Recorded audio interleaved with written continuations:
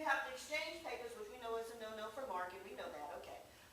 For marking them. However, nobody's allowed to change papers with anyone that's shorter than themselves. So how many exchanges will you make?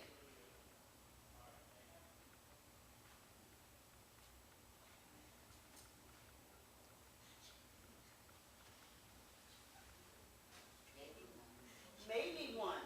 For me, it'd be none. There's a bold soul there. I said, none. Now, when we look at a problem, and we look at this problem, there's nothing there to help us with this process.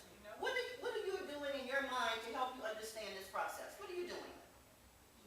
You're trying to picture it, exactly. You're trying to think about, okay, people standing in a line, right? Would that visual in the beginning help you a little bit? Why?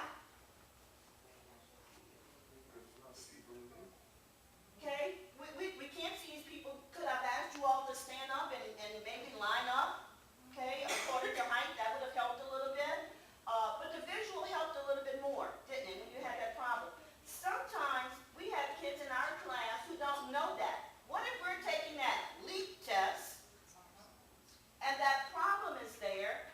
What tool have you given your students that they know that even if the picture isn't there, I can do what?